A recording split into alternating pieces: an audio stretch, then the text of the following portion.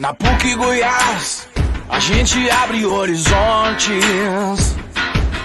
conhece e transforma nossos ambientes.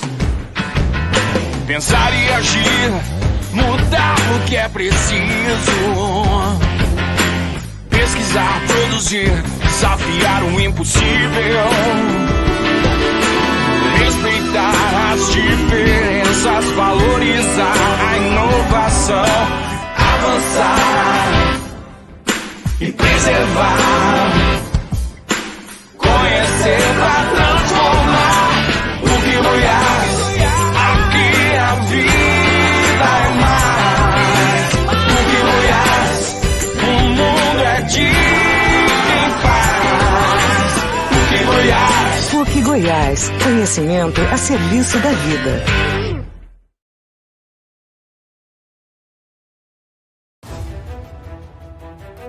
O que fazer enquanto busco o tão sonhado diploma de curso superior? Passar em branco ou fazer a diferença? Viver só no seu quadrado ou explorar outros pontos de vista?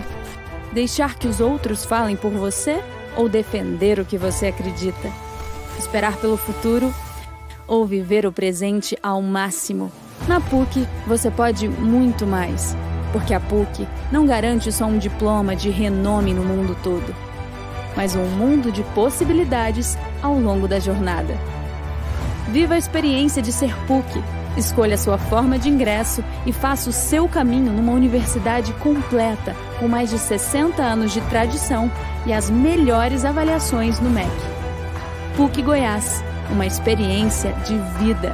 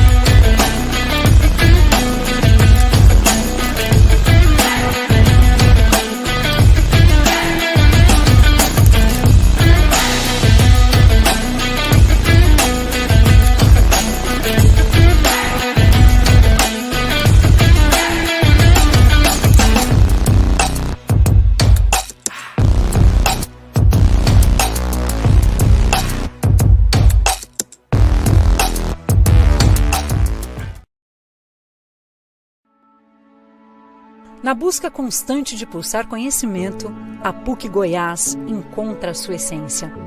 As veias desse organismo vivo se integram com histórias do agora e do futuro. Ensino, aprendizado e trabalho caminhando juntos para fazer a universidade que somos e seremos. São 62 anos de experiências memoráveis, sonhos realizados e vidas completamente transformadas. Uma estrutura viva, pulsante e inovadora, que faz da experiência de ser PUC uma jornada inspiradora. Juntos, abrimos novas oportunidades para fazer do presente o que queremos para o nosso futuro. Um futuro de caminhos carregados de sonhos que só vamos desbravar graças a cada um de vocês. Por isso, obrigada por fazer parte dessa grande história. PUC Goiás, 62 anos. O vislumbre do futuro, a experiência do presente.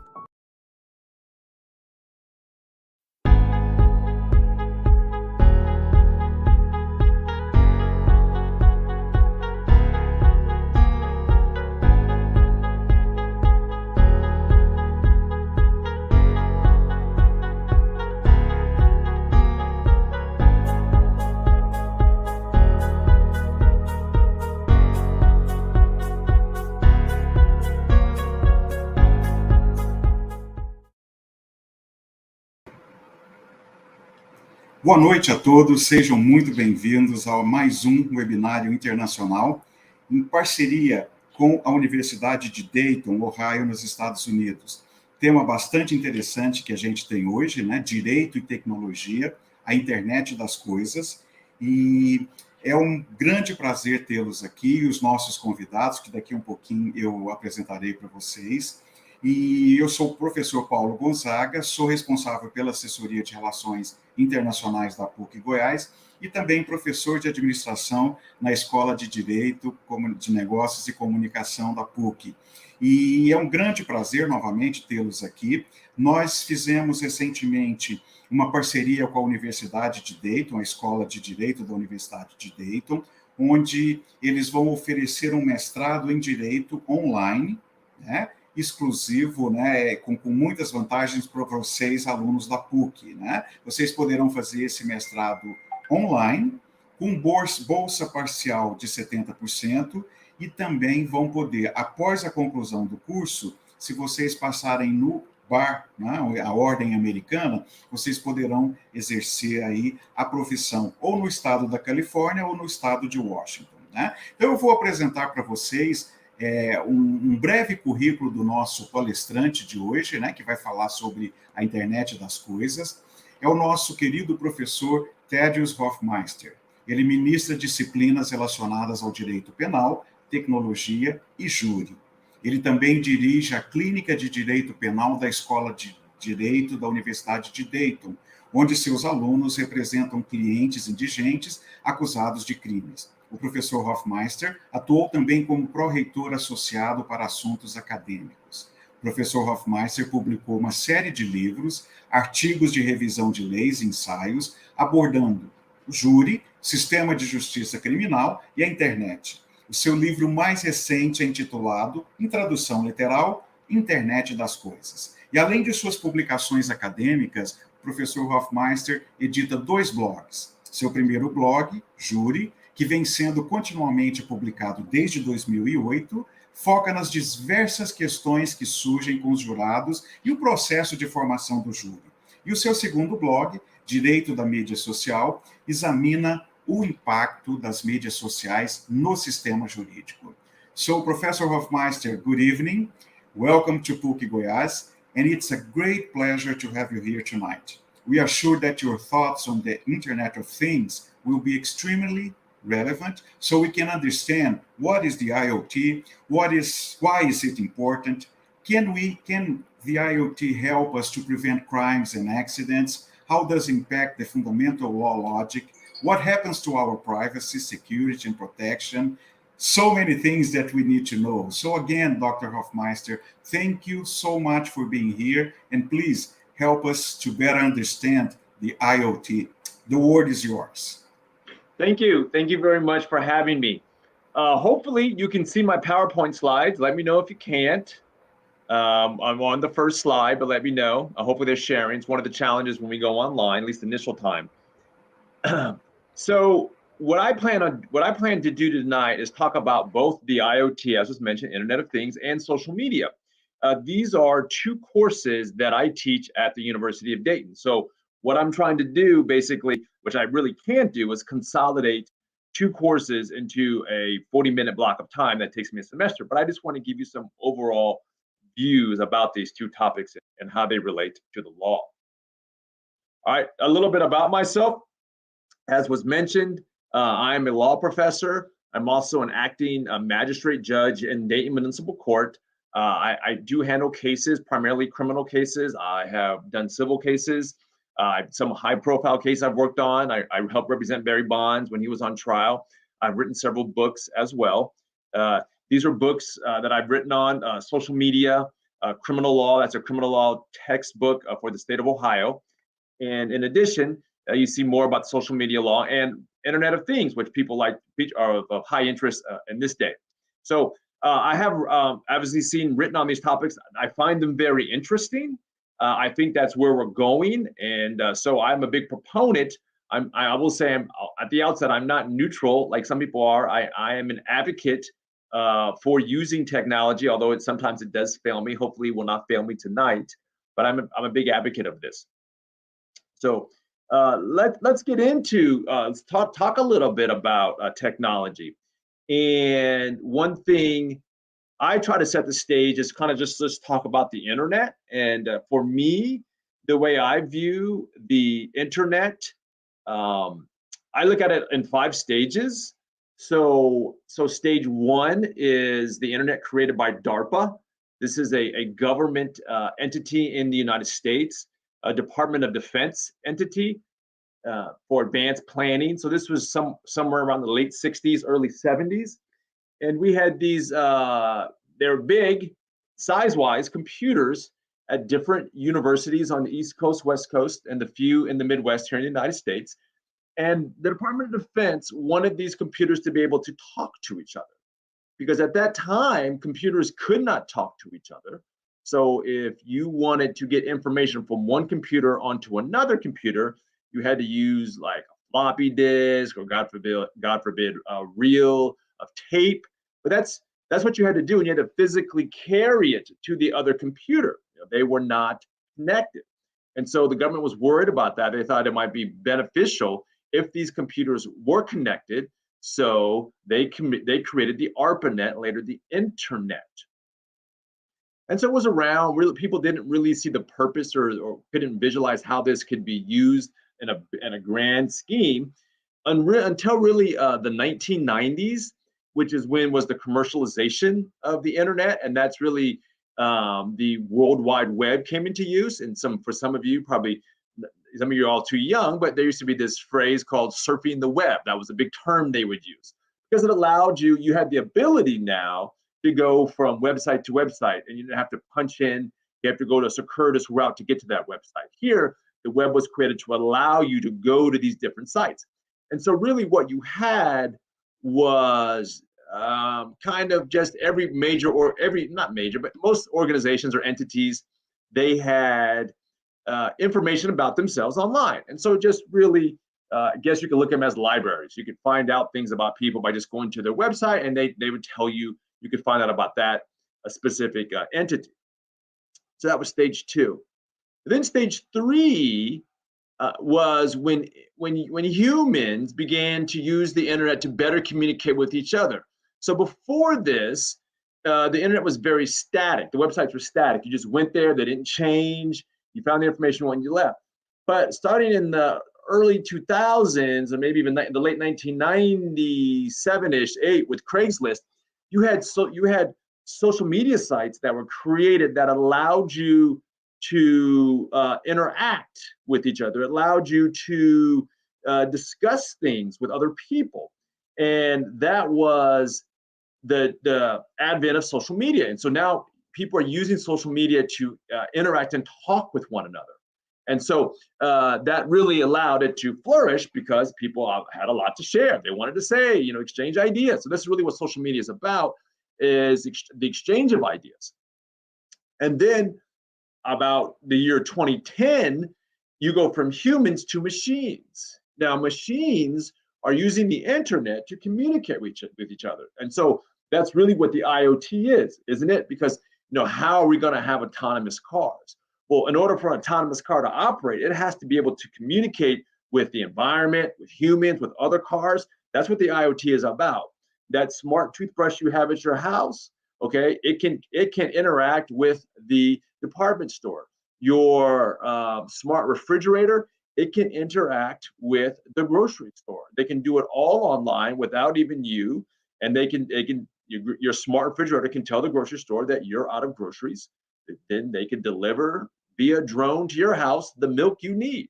So what it is machines now are interacting, communicating with each other. And then stage 5, robots take over and they become our overlords. No, that's just a joke. No stage 5. All right. But this is kind of how I visualize the internet and the process of where we're at. So right now, we're at the late stages of social media and the early stages of the IoT. And so talk a little bit about social media. And what we'll spend the first half of my discussion on social media, and then we're going to move to IoT. So one of the challenges with social media is giving it a proper definition. A definition is important because, as we're going to talk about, people want to control and regulate social media. Why do they want to control and regulate social media? Because people now have found a way to monetize social media. Whenever you can monetize something, people then want to try to put restrictions on it. So one of the challenges is what is social media and how do you define it? And I would say it's easier said than done. It's very hard to define social media. And I have 2 examples here. Here, the Webster's Online Dictionary that defines it as forms of electronic communication, such as websites for social networking and microblogging, through which users create online communities to share information, ideas, personal messages, and other content. That's a good definition. I think I could point out some flaws in that definition, but I think overall that's a good definition. The next definition I think is really lacking. This is from Black's. So Black's Legal Dictionary is a famous legal dictionary here in the United States that people rely on. But I don't necessarily know if I would rely on it to define social media. Because here, what Black's is doing, it's looking at the devices you use to access social media, which I think that's somewhat backward looking, but that's their attempt. So they say any cell phone, internet-based tools and applications that are used to distribute information. Don't know how long that's going to stand the test of time, even if it is still valid today. But here it's focused on the devices that distribute information. Definition is important to come down with, but it's easier said than done. So many times it's better, it's easier sometimes to say, hey, social media is this. It's Foursquare, it's LinkedIn, it's YouTube, it's Facebook, it's Twitter, it's Flickr, it's TikTok, it's Snapchat. It's all of these different providers. I use the word providers and platforms interchangeably, but it's easier almost to say these providers, and then people say, okay, I know social media then. I know what it is. Because many of these providers are somewhat different. They share some unique characteristic traits, but they are a little different, and social media is constantly evolving. All right, constantly changing. Look how TikTok has advanced, has progressed, has become one of the top social media sites. So that's one of the challenges with trying to come up with a definition with an area of law, or an area of law that is in a state of evolution. Okay, I think you can use some overarching themes with social media. That includes technology, user creation, and community. Again, these are very broad pillars, but if you lay these out, I think you can encompass, almost all of social media. Now, you don't want to be, too inclusive or too broad, because then it's hard to then kind of come up with what precisely is someone talking about. But I think if you start with these broad terms and then you just kind of cut away at them, and then I think you can come with some type of definition. Okay, and so, like I said, the reason you want a definition, because you have these entities here. You have the government, you have the providers/platforms, you have users, and you have third parties who want to regulate and control social media. All right, people have found ways to monetize, use it for criminal activity, use it for a variety of purposes to harm others. And now you have entities stepping in who want to regulate and control. And that's basically what we'll talk about with the social media aspect, is how these different entities do that. Now, if I was teaching a class, we'd spend a significant amount of time on the government, on providers and users, as you can imagine, talking about how they control social media. So briefly, I'll just tell you how what's the government's focus on. Well, here in the United States, the government is focused on consumer protection, and to a certain degree. How can we protect, how can we safeguard consumers from predatory practices? For example, you look at people who are so-called influencers. Does the consumer know, should the consumer know that they're being paid money or some type of economic benefit for making videos, for liking certain products? I was heard we have consumer protection laws, and so the government is stepping in and saying, hey, I want you to disclose, influencer, that someone's paying you to like this product. Okay, so you see that the government stepping in. Other areas, the big one now you see is antitrust. So here there's growing concern that Facebook and Google have gotten too big, so big that they swallow up their competitors. If you ever followed Facebook, you'll see that they either buy their competition or they mimic their competition in order to get new users. And so some believe that, hey, they have too much power, and that they are now allowing others to enter the market, and or they're manipulating the market by setting the advertising market or how much people are going to get paid to advertise online, and they control too much of it. So there's an effort to try to bust up or break up these large tech companies. And so that's the antitrust angle. This is an additional way the government regulates. There's also the criminal component. So people have been able to use social media to commit crimes.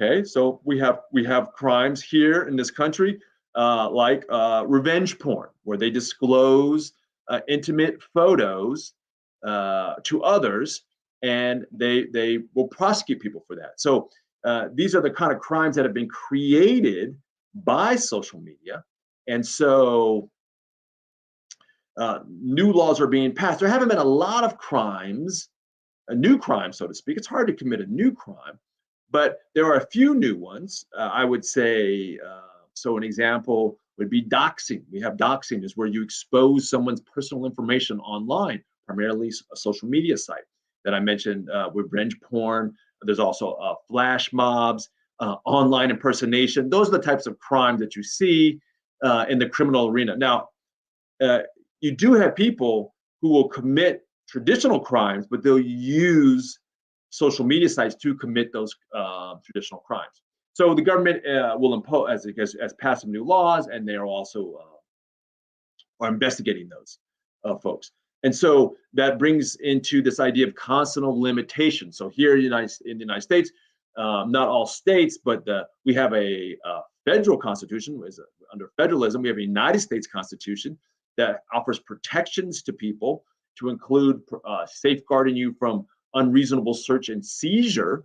And so as criminals go online to commit crimes, the police follow them. So the questions become, how far can the police go? Can the police automatically just take someone's Facebook page and investigate it? Well, generally speaking, no. If it's not public, if it's private, they'd have to get some type of warrant or subpoena to do that. And so you look at the constitutional limitations. How far can the government go with respect to investigating people online? Can the government lie to people, pretend to be someone else? Can the government friend you with a fake picture? These are the investigatory methods that they use to find out what's going on your social media site. And in addition to the government, we also have the platforms and providers themselves. LinkedIn, they want to safeguard their site. All right, they want to safeguard their site. So how do they do that? How does LinkedIn safeguard its site? How does TikTok safeguard its site? Well, the first thing, you are not going to use someone's site without first signing a terms of service, which is a contract. When you consent, it says click here. Well, you've just agreed to a contract. You've agreed to their terms of service. And I will tell you, these terms of service, no surprise here, are very favorable to the platform. It gives them a lot of control, and you have to adhere to their rules. Okay, and so that's how they protect themselves through these terms of service. And we also have statutes in place, DMCA, Digital Millennium Copyright Act, and the CDA, Communications Decency Act. I won't spend as much time on the DMCA. The CDA is the one that's getting the most attention. All right. And so what does the CDA do? Well, it insulates social media sites. All right. So if Larissa or Walter, let's say I say something defamatory about their team, or defamatory about them, and they don't like it. Thaddeus, I don't believe you said that. What you said it in public. All right. I'm going to sue you for defamation because I posted something on Facebook about their favorite team that they like, their favorite sports team. Okay. So then they could put them in a bad light of some kind. They could sue me for defamation. Could they sue Facebook? No, they couldn't. The Communications Decency Act insulates them. They are Facebook is protected. And so this law has been in place for some time now, and many people think that it needs to change. They don't want these social media providers to be protected as much as they are. They think they should have some liability because they're the hosts of the site. They control the site. They can take things down. They can remove content. They can impose their terms of service. So why should they be insulated? And so there's this ongoing debate of whether or not we should change or modify the Communications Decency Act. Additionally, platforms and providers will try to restrict outside users. They don't want competition. So basically, they try to shut down data scraping. I don't know how much you all use or are familiar with data scraping. People will go on the sites and try to gather as much information about people, because it's the information is what people want. It's the new oil. It's what everyone's trying to control. Because if you have information about people, then you can advertise to folks. That's the holy grail people are looking for. And so they try to prevent others from gathering this type of information. So they restrict outside users. And then you have users. That's us, you and I. All right. What you'll see around the world is countries passing laws to protect our privacy. We're doing it here in the United States. They do it more on the state level as opposed to the national level, but you see an increased interest in privacy. How can we protect users' privacy? Why do we want to do that? Because the providers are constantly asking you to share more information. They want more information. The more information they have, the more profitable they become. So it's the constant battle between how much information you want to give up. If we, as users, stop giving these providers our information, then they'll dry up. They need the information to survive, and we constantly give it to them. All right. So people are concerned about how much privacy, what kind of protections do we have? So you see increased laws being passed to safeguard people's privacy. Other issues are about ownership.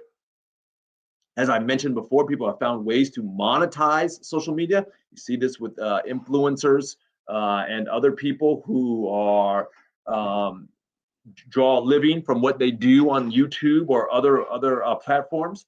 And so, do they own that content? Well, if you look at the terms of service that you sign, in most instances, you do own your content, but you're giving the provider a joint license to use your content. Okay. And so you don't own the specific site that you're on, but you do own the content with the providers having a joint license. All right. So this is becoming more and more of interest to people because, again, they want to know, can I sell my website? Can I sell my social media site? Can I pass it to my family member if I were to pass away or I were to die? What rights do I have in this site itself? There's also the question of freedom of expression. Can you critique other people on social media? We had to pass a federal law because people were being sued behind online reviews. And then you have elected officials. All right. So we have in this country elected officials who are fearful of who uses social media. So they want to restrict who can follow them on Twitter or who can like or make comments on their Facebook page. All right. So this is a constitutional battle that's ongoing in court on whether or not elected officials can limit who goes on their site. And then there's third parties, there's employers. Employers look at social media prior to employment, while someone's employed, and even after employment with respect to what do you own. All right, so the issues of pre-employment are with social media, it provides you a lot of information that in the United States, you can't ask. You can't ask about someone's religion. You can't ask if they're pregnant. You can't ask who they voted for president. But you can find a lot of this information out on social media if you so desire. And then employment, what employment restrictions can be imposed on employees? And then say when you leave your job, what do you take with you? Do you take the likes?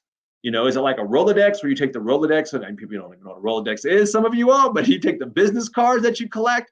Do you take the LinkedIn connections that you made when you switch a job? These are all questions to be asked. And then other third parties besides employers are academic institutions, K through 12. How are they going to regulate young folks when they use social media, and especially if it's on or off campus? We had a very big case in the United States where you had a cheerleader, All right, these are young people who go on the sidelines during games and they try to motivate the crowd to cheer for the team. Well, a young girl did not make the level 1 or varsity cheerleading team, and she was not happy about it. And she was, I think, in the 10th or 11th grade, and she went off campus to some place where young people hang out, and she made less than flattering remarks about the cheer team and her school. And this got circulated, passed around, and then she got disciplined for it. I mean, not major, they just didn't let her be on the cheer team anymore at all. Because she didn't make the top team, they said, well, you're not even going to make the second team. They took her off completely. Well, her parents sued. They went to the Supreme Court. Supreme Court said, hey, you can't discipline kids for what they're doing off campus that's not directly connected to, or I'm sorry, I shouldn't say that, does not disrupt the academic environment. It's a famous case we have back in the United States called Tinker. And it wasn't that of much of a disruption. So they said, you can't reach that far into someone's personal life. Okay. And so that was an example. We do it in the colleges and universities. We limit college students and their use of social media. We also, I work for an academic institution. We have at University of Dayton, we have our own policies for employees. How can they use social media? What limitations they have? And whether or not they own their own content or if it belongs to the university. So these are all questions that arise in respect to the regulation and control of social media. Okay, now let's switch gears. Again, what I'm trying to just give you is an overview of both IoT, and I'm not trying to do any in-depth analysis here. I just want to give you kind of a broad 10,000-foot level. So this, what we're going to talk about here is the IoT. IoT is the Internet of Things. So when I teach the IoT, this is the topics I talk about. I talk about the regulatory framework. All right, how is the IoT legislated? What laws are in place? I talk about privacy and security. I will tell you privacy and security are the two biggest issues. So if you're interested in the IoT, I think I would start up on those two. Then I talk about criminal law and procedure. I dabble a little bit of international law. But to be honest, the international law all goes back to privacy because almost a lot of countries, to include Brazil, have their own privacy laws with respect to the IoT. Then we talk a little bit about ownership and IP, consumer protection, civil discovery, and KS is contracts. Okay, so what is the IoT? All right, the IoT is a phrase, Internet of Things, was first coined by technologist Kevin Ashton during a presentation at P&G in 2009. All right, although I work for the University of Dayton, I live in Cincinnati, and so I'm currently in Cincinnati, and Procter & Gamble, P&G is Procter & Gamble. They're the folks who make Charmin, Secret, what else they make? They make toothpaste. They make all the things that you're going to find in your medicine cabinet in your bathroom. All right, that's what Procter and P&G, that's what they did. So this guy, he coined the phrase, this guy, Kevin Ashton, coined the phrase here in Cincinnati in 2009. Right, their claim to fame, I guess. Now, this idea of machines talking to each other didn't start in 2009. It had been around for some time. The difference is that it was in the business world, it was you saw machines talking to each other in like a factory or a warehouse. That might happen. What changed in 2010 is that the price of sensor technology dropped dramatically. And so once that price for that chip dropped, now this is before the inflation hit. I mean, I don't know how it is in Brazil, but inflation has gone wild here in the United States. Before inflation set in, all right, the prices were low. The prices were low here and for chips. And so they would put the chip, the sensor, in almost anything that had an on-off switch, okay? So that allowed it to come to the domestic arena, or before you only saw it on the business side, now it's come to everyday household goods. And so the IoT has been defined as physical objects or things embedded with technology to allow them to interact with physical environment, people, and other devices in real time. So here's some examples of some IoT devices. Basically, what they say, instead of saying IoT devices, many people say these are smart devices, all right? Because they can interact with other machines, the environment, humans. So you have the smart light bulb, you have Alexa there, smartphone, smart house, you see with the smart thermostat, and you see the smart stove. These are smart refrigerator. These are just examples of smart television because these devices can interact. That's why they're called IoT, smart devices. All right, Fitbits, baby monitors, refrigerators, thermostats. So I had to update these slides. So 2020, we passed that already. So we have 40 billion connected devices. They're everywhere.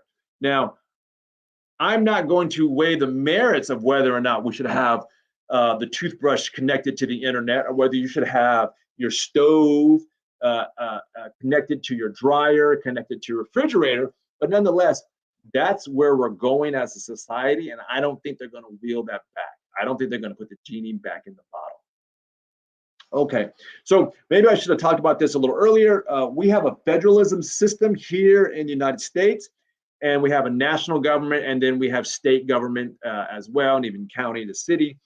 And so on the federal level, so how is the Internet of Things, how is it being regulated? Now, we have current laws in place that sometimes apply to the IoT, but we don't have specific IoT law yet on the federal level. And the reason you don't have that is because the government, the federal government, is fearful of interfering with the growth and the development of the IoT industry. And they as I understand it, their concern is if they impose regulations now, it will be hard for the industry to develop. So they've kind of taken a hands-off approach now. I will tell you, excuse me, if there is a major incident or accident involving the IoT, I definitely think the federal government will step in.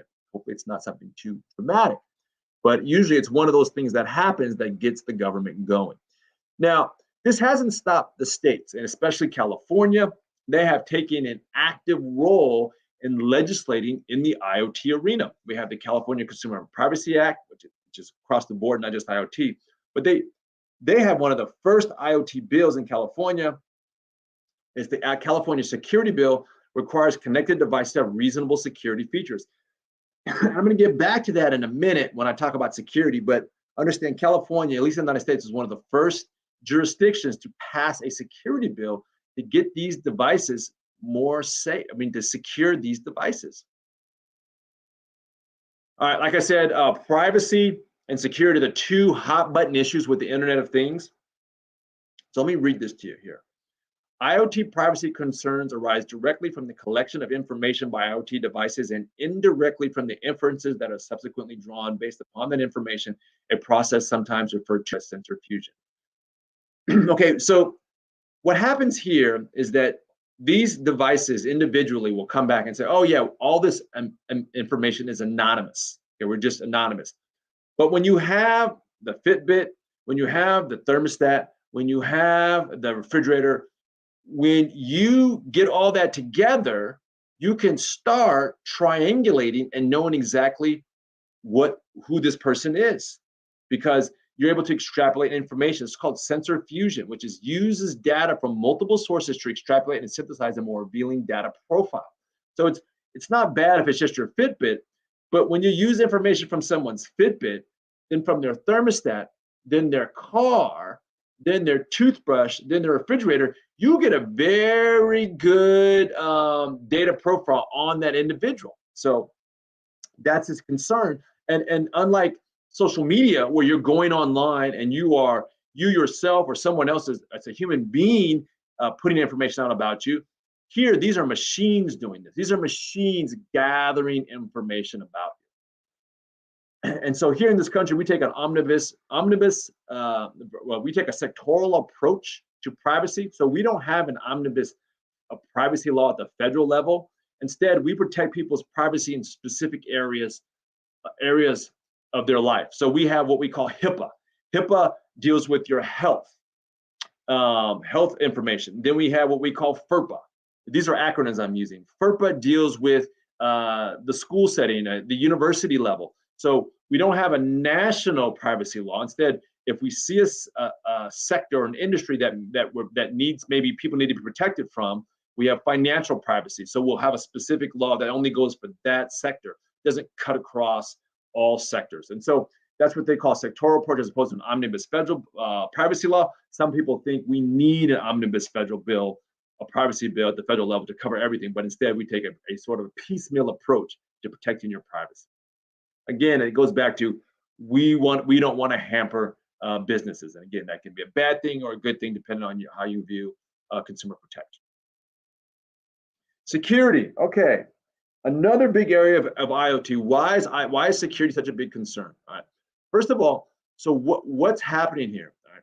So I'm speaking to you from a laptop. So this laptop's been around how long? The manufacturers are used to making these laptops. They understand the challenges of viruses, malware. So they when they built this laptop, they thought about that when they built this laptop. What you have now is you have people who've been making refrigerators their entire life. They've never thought about security with refrigerators because it wasn't relevant. But now they're making that a smart device, and they're just slapping on some type of security. And that's problematic because that anything that has a device, anything that's connected to the internet can be co-opted, can be hacked, anything that's connected. And so if you decide to connect your toothbrush to the internet, there's a liability, there's a vulnerability there for you. And so what you have is these manufacturers that are just throwing out these products and just slapping a device on them and not thinking hide nor hair what could happen to this device. They're not worried about it. So they don't have that experience of security as opposed to the smartphone or the laptop. They're thinking about security from day one. That's not true for other devices. Then you have costs and design. Now, like I said, you can put a sensor on almost anything. And if it's inexpensive, I go back to my toothbrush example, you're not going to spend a lot on money on security to safeguard a toothbrush. It's not cost effective. So what you see is a lot of devices going out there that are inexpensive, and as such, they're not as concerned about securing those devices. Then there's the speed of adoption. They're rushing these products out, and they're about 80%. They're about 80% correct. They're not 100%, they're 80%. Why are they 80%? Because many manufacturers believe that they can send over-the-air updates. So they're not as worried about it going out at 100% because I said, if it's a big deal, if it's a problem, well, we'll just give you over-the-air updates online. And that can be, that works, and sometimes that works, and sometimes it doesn't work. All right, then there's a lack of coordination, interoperability. There's different systems using IoT, they're not on the same wavelength, and so it makes it somewhat challenging to make sure it's interoperable. And our data breach laws, at least in this country, excuse me, aren't sufficient to provide proper notification when these products have been breached. And I'll give you an example when we get to the criminal section. Oh, there we are, criminal section. All right. So, like with social media, people have found ways to use the IoT as a vehicle for crime. So what they're doing now is taking control of the device. And once they take control of the device, they do certain things to it. They can either prevent access to the device. All right. So there's this hotel that has smart locks. So the hackers prevent people from getting into their rooms because they shut down the smart locks, okay? And they hold the locks for ransomware.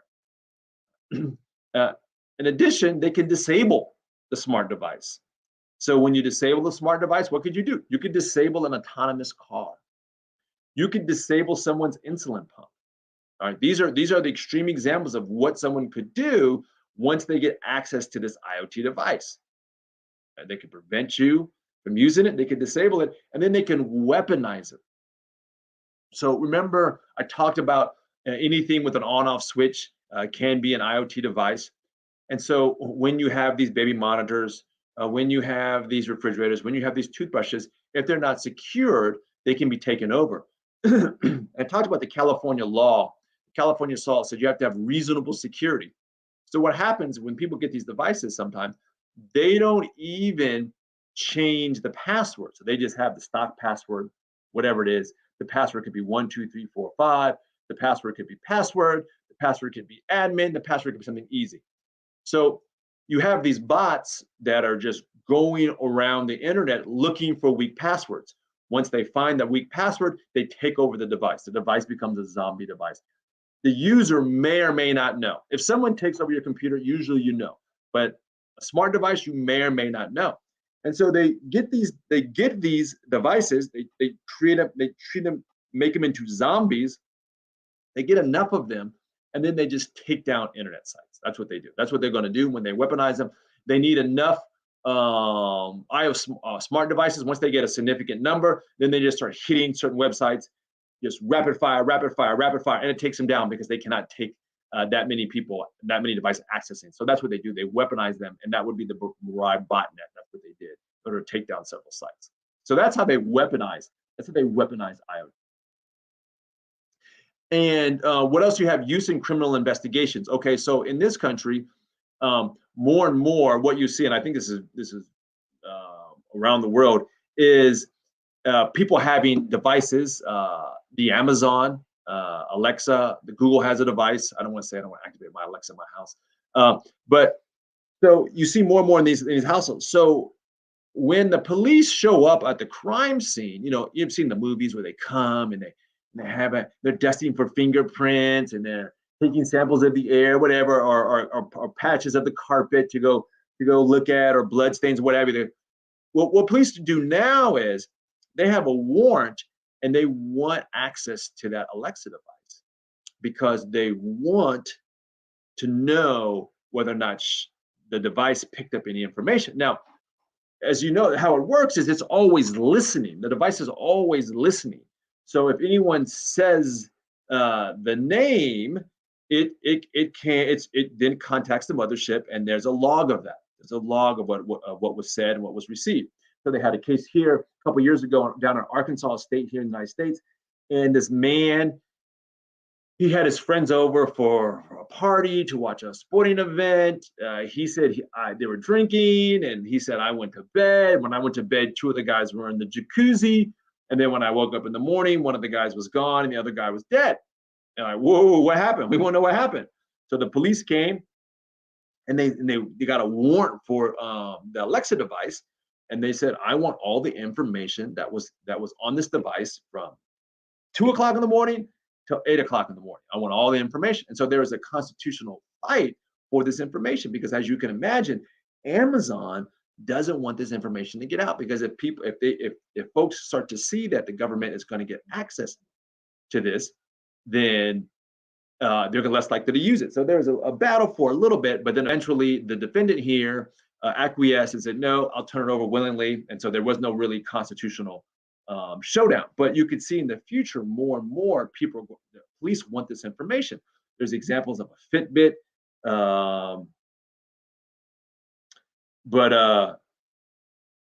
and so with the Fitbit, you had people they were able to prove a case against someone and show that they were in the right. They weren't being honest about the testimony they gave. They were even able to use someone's pacemaker to disprove their story about how a fire started. So what you're going to see more and more as the police, when they show up, not only are they going to dust for fingerprints, but they're going to go to these IoT devices looking for information. Now, to the last section here, international laws, the big area here is, again, on security and privacy concerns. And what I have noticed, two general regimes of data protection have emerged. And the big ones here are just really two different approaches, and I'll just read them to you. So the two general regimes of data protection have emerged across the globe to address IoT security and privacy. First are the countries that ascribe to the philosophy that the best method to achieve security goals is through minimal government regulation over IoT products, through incorporation of principles of security by design, and by close collaboration, industry, academia, and the government. So really what they're saying is, with respect to privacy, they're putting the business first and the user second, all right? Not surprisingly, the countries that follow this are the United States and Japan. Most other countries follow the second approach, where they're more concerned about protecting the user's privacy, right? So here, other countries have adopted regulatory schemes more similar to the EU's GDPR. These countries include EU nations, Canada, Australia, Mexico, and Brazil. they want more government regulation of the IoT industry. Now, they also want they also want greater collaboration with the public and private sectors, but they are also more concerned about protecting your privacy.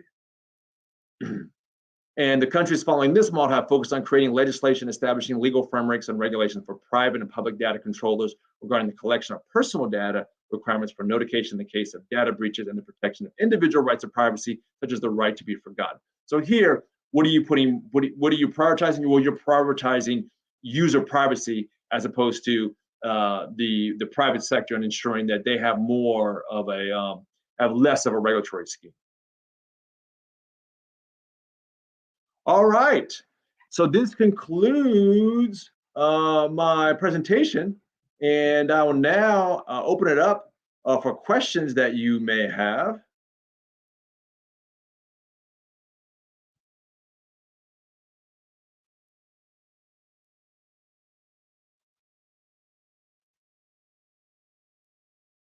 I'm not sure if folks do have questions, but I'm wide open. You can go in any direction on any of these topics.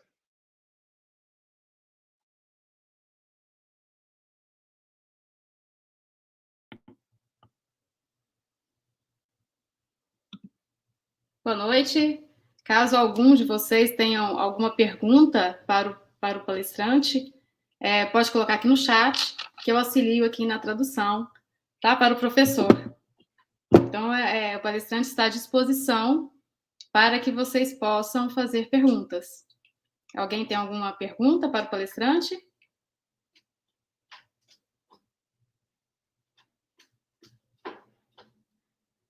We'll wait just a minute if I ask them if they have any questions. Just a minute, please. Sure. No, I have plenty of time. Now, do folks do you see as many IoT devices and smart devices in Brazil? You have a lot. Have they become very popular?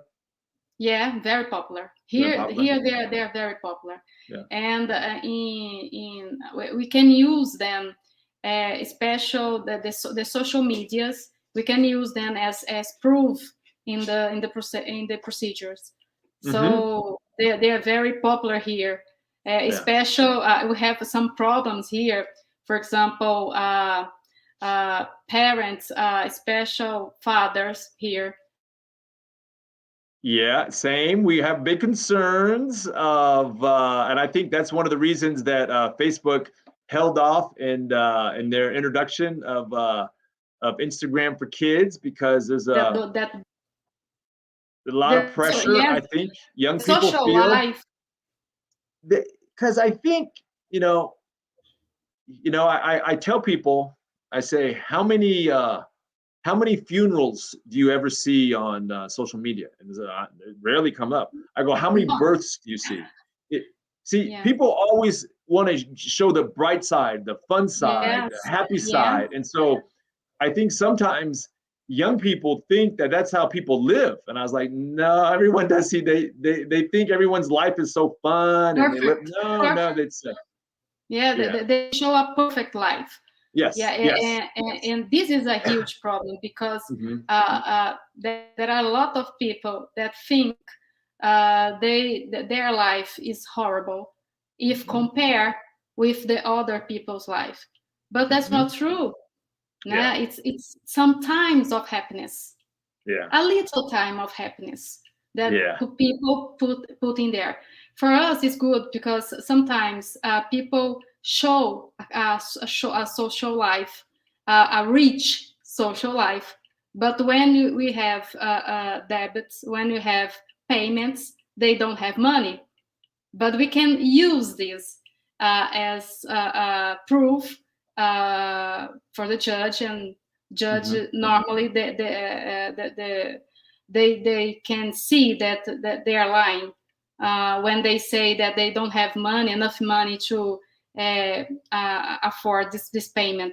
So it's very interesting how social medias can help us showing the real life. In the other side, we have this kind of special Instagram not only Facebook, but especially Instagram here in Brazil, they use to show this kind of wonderful life. That's not true. So we have a lot of people that have depression, have psychology problems, because think that their life's not good enough, and that's not true. That's not true. So we have to. This is how the internet, especially with parents, they must have to take care of their children with this kind of social media, because we have a lot of teenagers that they have psychology problems when they compare their lives with this kind of people. So it's really complicated when they use this kind of social It's same media. here in the United States. They dig through your social media all the time to use it against you at trial. I tell my clients, I say, stay off it. Don't go on it, because they will find things on social media and they will admit it at trial and use it against you. And I've seen it over and over again of them finding things you don't want. And so we have that same problem here. And additionally, and I didn't get into this as much, but it's the addictive qualities of social media. Many people now in the United States are comparing social media to cigarettes, and how the cigarette manufacturers would play around with the tar and the nicotine levels and do it and get a certain way and bring out this Joe Camel cartoon figure to appeal to kids to get them hooked young. And they said the same thing. It's like, we're going to Facebook, we're going to do Instagram for kids. We're going to get those 13 and younger. We're trying to get them hooked early, get them on this early, because these are our future, they'd say clients, but I'd say they're the products. But yeah, that's how they get people into it and use a lot of psychological, I don't want to say tricks, but manipulation to get you to stay on this site, never leave the site, and to reveal as much as possible about you. Yeah, that's true. The same here in Brazil. We can say that people here, it's like cigarettes. They want to. When they wake up in the morning, the first thing is to take the mobile and check social medias. This is we go to restaurants here, and everybody they are with the mobile on the hand. They are not talking to each other. This is the most important device nothing more important to my daughter than this. There's nothing more important to my daughter than that. Yeah. It's almost connected to her hand. It's almost embedded to her hand. Like, it's hard for her to take it out because she's on it all the time. Yeah, it's a vicious. It's like a cigarette. Yeah. Yes, like smoking. So it's worse because people. And the question is, how many hours do you spend with your mobile on the hand? Reading and looking social media. So that's not healthy. That's not healthy, definitely.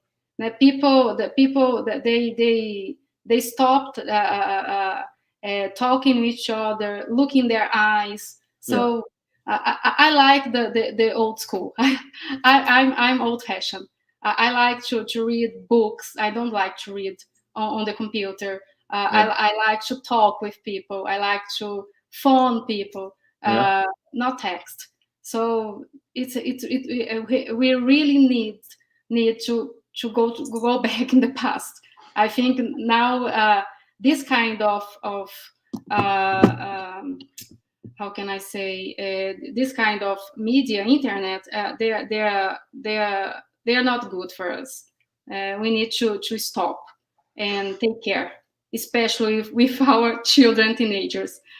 Especially. Yeah, no, it's difficult, and that's one of the reasons that you see people saying, "Hey, we need to break these companies up. They're too powerful. You know, we are their products. They're selling us. We're not the clients. We're the products. And so there's that big push. I just think it's going to be very hard to put the genie back in the bottle. Like once once you get used to this method of communicating and interacting, I mean, I agree with you though. I do think that we need better balance, but it's going to be hard. It'll be hard to get. Yeah, we cannot stop, but we need a balance. We cannot stop using them, but we need a balance. Yeah, no, I agree. For taking care of human health, we need a balance. Yeah, I think you're right. I would like to thank you for your knowledge. I would like to thank you for your time, because this is so precious. And how can I say, in behalf of PUC Goiás, I would like to thank you for your magnificent exhibition about the facts of the technology in this legal environment, because we suffer the same problems in here. So it's very special for us, everything that you have talk and demonstrate here in your exhibition. Thank you a lot. Well, thank you for having me. You and your students are always welcome to come to Ohio.